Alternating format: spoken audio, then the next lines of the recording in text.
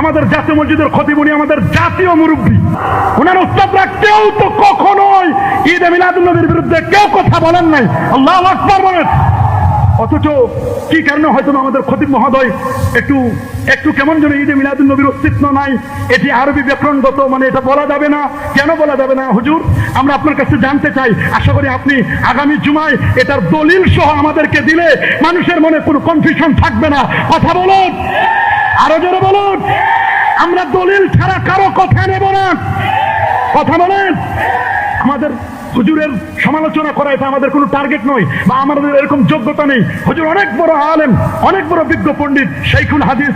উনি বিভিন্ন ফুনুনের উপর তার অনেক অগাধ জ্ঞান আছে, কোনো সন্দেহ নাই। তিনি একজন জাহেদ ব্যক্তি, সবে ঠিক আছে।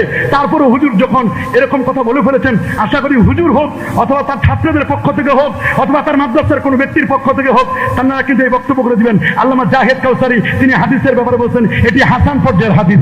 আল্লাহু আকবার, আল্লাহু আকবার। এটি কেউ বলেন নাই। এরকম বলা আমার মনে হয় আরেকটু পড়াশোনা করা দরকার।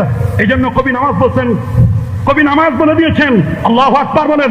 ফাকুল লিমান ইয়াদদাই, ফাকুল লিমান ইয়াদদাই ফিল ইলমি ফালসাফাতান হাফিজতা শাইয়ান ওয়া গাবাত আনকাল আশিয়া।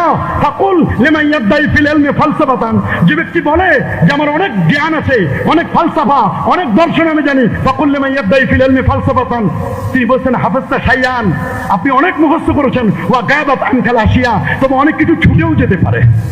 কি বলেন? অনেক কিছু ছুটেও যেতে।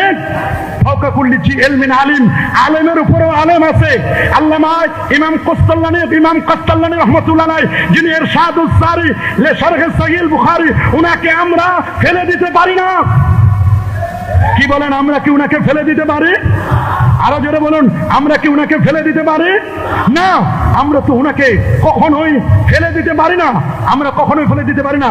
ইমাম ইবনু আব্বাদ রুনদি মালিকি 792 হিজরি আলেম, তিনি বলে দিয়েছেন স্পষ্ট করে তার লেখা বিখ্যাত কিতাব আর রাসাইলুল কুবরা 52-53 পৃষ্ঠায় 800 বছর আগের আলেম, তিনি নবীর জন্মদিনকে ঈদ বলেছেন। ইমাম আবু আব্দুল্লাহ ইবনু রাসা 894 হিজরির আলেম, তিনি তাজকিরাতুল মুহিব্বিন 154 পৃষ্ঠায় উনি মুস্তাহিদ ইমাম, তিনি নবীর জন্মদিনকে ঈদ বলেছেন। শুধু তাই নয়, ইমাম ইবনু জাজারি 833 হিজরি আলেম, শিহাবুদ্দিন কাসতাল্লানী 923 হিজরি আলেম, তিনি বলে দিয়েছেন ফারাহিমাল্লাহু ইমরান ইত্তাখাযা লায়ালিয়া শাহর মাউলিদিহি আল মুবারাক আয়াদান। আল্লাহু আকবার।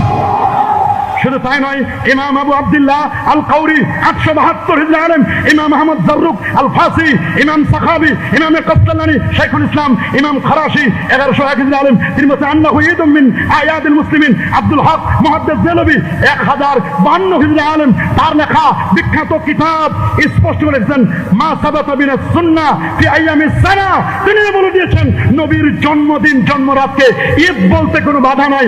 আমরা যদি হুজুর আপনার কথাটা নেই, তাহলে এত বড় বড় ইমাম, মুহাদ্দিস, মুস্তাহিদ, এদেরকে ফালতু বলার লাগে, এদেরকে বাজে মন্তব্য করার লাগে। এখন সিদ্ধান্ত আপনি দিবেন, আমরা আপনার ব্যাপারে কি বলবো, আর এত বড় মুহাদ্দিস, মুস্তাহিদ, ইমাম, এদেরকে কি বলবো? আপনি যেটা ফতোয়া দিবেন ওইটাই জাতি মেনে নেবে। কথা বলেন, আরো জোরে বলেন। এই জন্য